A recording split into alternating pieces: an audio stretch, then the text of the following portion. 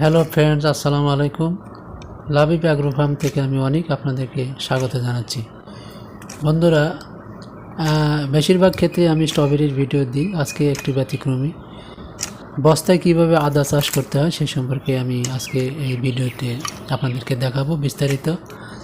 আশা করছি ভিডিওটি দেখলে আপনারা অবশ্যই উপকৃত হবেন এবং নিজেরা উদ্বুদ্ধ হয়ে অল্প পরিসরে আপনার পরিত্যক্ত জায়গায়, বাড়ির আঙ্গিনায়, অর্থাৎ আম গাছ, কাঁঠাল গাছ, বিভিন্ন গাছের ছায়াযুক্ত জায়গাতে আপনি এটা করতে পারেন অনায়াসে।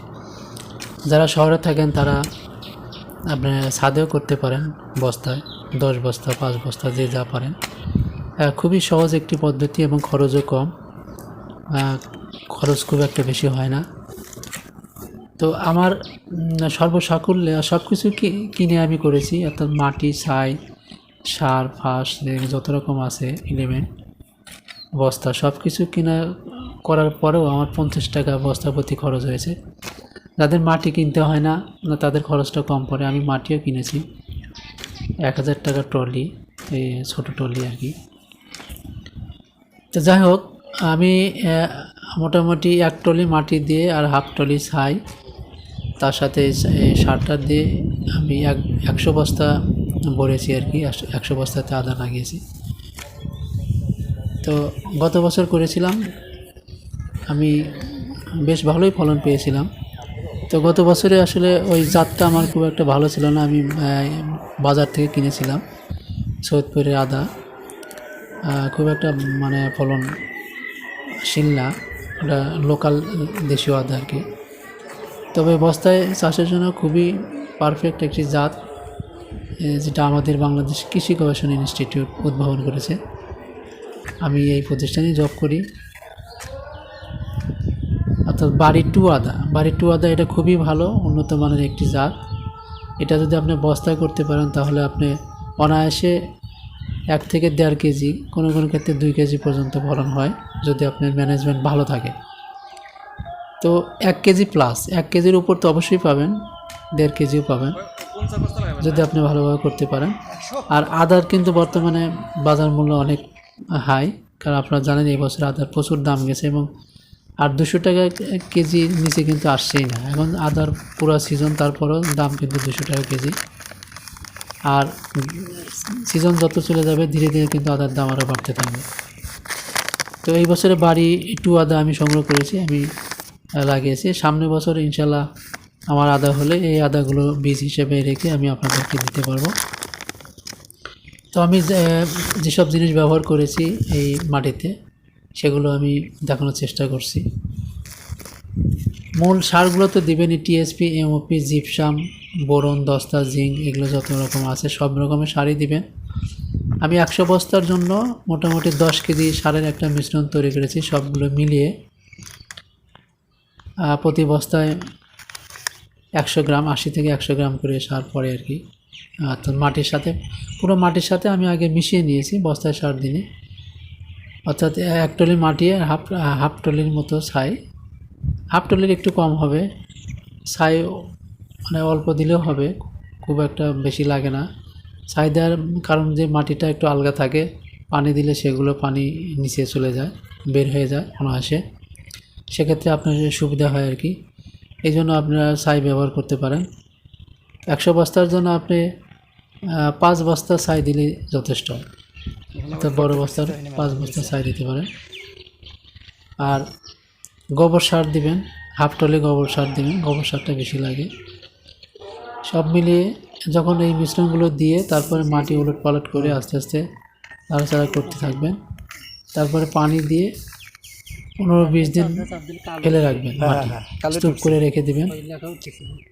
যখন মাটি মোটামুটি সারগুলো মাটিতে মিশে যাবে, পচে যাবে, তারপর আপনি বস্তায় ভরে আদাগুলো লাগাবেন। আদা কিভাবে লাগাবেন সে সম্পর্কে আসলে আপনাদের অবশ্যই একটু জানতে হবে। আদা যখন আপনি বীজ হিসেবে সংগ্রহ করবেন, দেখবেন যে আদাগুলো প্রতিটা টুকরাতে একটি করে চোখ, অন্তত একটি করে চোখ থাকা লাগবে। আপনি আদা হাতে নিলেই বুঝতে পারবেন। পুরো আদার মানে যে থাকে, জোপালো থাকে, সেটা লাগানোর দরকার নাই। ওখান থেকে খুলে মোটামুটি 30 থেকে 40 গ্রাম 50 গ্রাম পর্যন্ত এক পিস এরকম হারে আপনি আদা করবেন, ভেঙে ভেঙে নেবেন। ভেঙে নেওয়ার পরে এগুলো যখন আপনি বীজ সিলেক্ট করলেন যে এগুলো আমি লাগাবো একটা একটা করে, এই বীজগুলো আপনি অটোস্টিন একটি ডিশের ভিতর 2-3 লিটার পানি দিয়ে গুলে, অর্থাৎ 2 গ্রামের জন্য 1 লিটার পানি, এরকম আরে যতটুকু পানি লাগে আপনার আদা অনুযায়ী এভাবে গুলে অটোস্টিন অর্থাৎ কার্বন ডাইজিম আর কি, অথবা যে কোনো ফাঙ্গিসাইড দিলেই হবে, দিয়ে গুলে আপনি বীজগুলো আধা ঘন্টা ডুবিয়ে রাখবেন ওই ইয়ের ভিতরে, ওই ছত্রাকনাশকের ভিতরে আধা ঘন্টা ডুবিয়ে রেখে তারপরে উঠাবেন। উঠে ছায়াযুক্ত স্থানে চটের বস্তার উপর রেখে দেবেন। আদাগুলো যখন শুকিয়ে যাবে, গা থেকে পানি শুকিয়ে যাবে, তারপরে এগুলো প্রতি বস্তায় আপনি লাগাবেন। প্রতি বস্তায় 2 টুকরা করে লাগাবেন, 2 থেকে 3টা। ওই 2টা লাগালেই ভালো হয়। যদি স্পষ্ট খুবই স্পষ্ট মানে বীজ হয় তাহলে 2টা করে লাগাবেন, 2 টুকরা করে লাগালেই হয়ে যাবে। আমি গত বছরে 1 টুকরা করে লাগিয়েছিলাম, যার কারণে ফলনটা একটু কম হয়েছিল, 700 গ্রাম হাফ কেজির মতো প্রতি বস্তায় এরকম হয়েছিল। কিন্তু লাগানোর নিয়ম হলো অন্তত 2 টুকরা লাগালে আপনি 1.5 কেজি 2 কেজি এরকম ফলন পাবেন। আপনি পরীক্ষামূলকভাবে 10 বস্তা 5 বস্তা 20 বস্তা এভাবে করে দেখতে পারেন। আসলে গত বছর আমি 20 বস্তা করেছিলাম, করার পরে আমার একটু আগ্রহ হলো যে না, এগুলো তো ভালো হয়, সুন্দর হয়, গাছে তেমন কোনো রোগও হয় না, কারণ বস্তায় থাকে তো, যার কারণে পোকামাকড় রোগ বালাই খুব একটা হয় না। মাঝে মাঝে পানি দিতে হয়, আমি পাইপ দিয়ে পানি দিই বস্তাতে। পানি দিলে বস্তার ভিতরে পানি কিন্তু থাকে না, দ্রুতই নিচে লিকেজ হয়ে নেমে যায়, সেক্ষেত্রে অনেক সুবিধা আর কি। এই যে কার্বোটাপ আমি দেখাচ্ছি, কার্বোটাপ হলো মানে এটা হলো আপনার কার্বোফুরান গ্রুপ দানাদার বিষ, এটা অবশ্যই দরকার, মাটির সাথে মিশাবেন। তারপরে মুক্তা প্লাস 10টা সার দিয়েছি, ম্যাগনেসিয়াম সালফেট দিয়েছি, তারপরে আপনার বোরন আছে, আর মূল সারগুলো টিএসপি, এমওপি, জিপসাম, এগুলো তো অবশ্যই লাগবে। এগুলো দিয়ে মিশ্রণ তৈরি করে, অর্থাৎ 100 বস্তার জন্য আপনার মোটামুটি 8 থেকে 10 কেজি সারের একটা মিশ্রণ, সবগুলো মিলে এই পরিমাণ সার হলে হবে। অর্থাৎ 80 গ্রাম থেকে 100 গ্রাম পর্যন্ত সার প্রতি বস্তায় যেন পড়ে, অর্থাৎ মাটির সাথে মিশালে এরকম হারিয়ে পড়ে। এর বেশি সার দেওয়ার দরকার নাই, খুব একটা প্রয়োজন হয় না।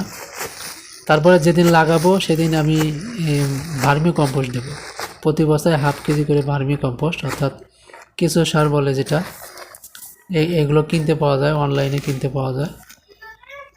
সেই সারগুলো আমি বস্তাতে ভার্মি কম্পোস্টগুলো দিয়ে উপরে, অর্থাৎ বস্তায় মাটি ভরার পরে, এই যে ভার্মি কম্পোস্ট দেখাচ্ছি, এগুলো ভার্মি কম্পোস্ট, অর্থাৎ বস্তা মাটি ভরার পরে, সব সারযুক্ত মাটি ভরার পরে যেদিন লাগাবো সেদিন ভার্মি কম্পোস্ট হাফ কেজি করে উপরে দিয়ে মাটির সাথে একটু মিশিয়ে দিয়ে তারপরে বীজগুলো এভাবে মাটির সাথে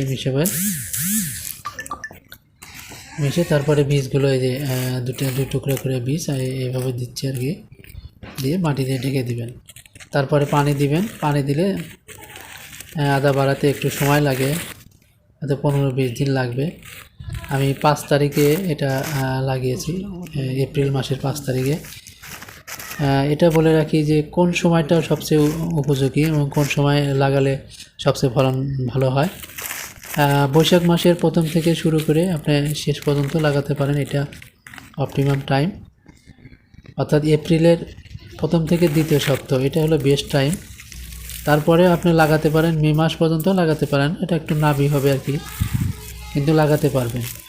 এপ্রিল মাস ফুল এবং মে মাস পর্যন্ত আপনি লাগাতে পারেন। গত বছর আমি মে মাসের শেষের দিকে লাগিয়েছিলাম সম্ভবত, যার কারণে ফলন মোটামুটি হয়েছিল আর কি, খুব বাম্পার ফলন পাইনি। তো এই বস্তাগুলো আমি রেখেছি একেবারেই পরিত্যক্ত জায়গায়, এই জায়গা মানে অব্যবহৃত জায়গা ছিল। আমি যে কোয়ার্টারে থাকি সেখানে আমি মূলত স্ট্রবেরি করি, তো স্ট্রবেরি জমির চারিদিক দিয়ে আমি বস্তাগুলো সাজিয়ে রেখেছি।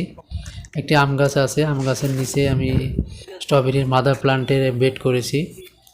এখানে নেট হবে, এই যে নেট, নীল রঙের মশারি নেট দেখতে পাচ্ছেন, এই নেট কিনে নিয়ে এসেছি, 1100 টাকা এক থান। এগুলো বাঁশ দিয়ে উপরে একটু নেটিং সিস্টেম করে দিয়ে তার নিচে স্ট্রবেরি চারা হবে। স্ট্রবেরি চারা গরম সহ্য করতে পারে না, এই জন্য আমি ওখানে চারা করব। আর নেটের বাইরে কিন্তু এগুলো একেবারে মানে অবহেলিত, পরিত্যক্ত, খুব একটা পরিচর্যা আমি করব না, বা খুব একটা পরিচর্যা প্রয়োজন হয় না। এগুলো সাইডে লাগিয়েছি। এই জমিটা ফেল্লা জমি, একেবারে পরিত্যক্ত জমি ছিল, সেটা পরিষ্কার করে নিয়ে হার্বিসাইড দিয়ে পরিষ্কার করে করে আমি এটা করেছি 100 বস্তা। দেখা যাক কেমন হয়। আমি শেষ পর্যন্ত আপনাদেরকে আপডেট ভিডিও মাঝে মাঝে দেব।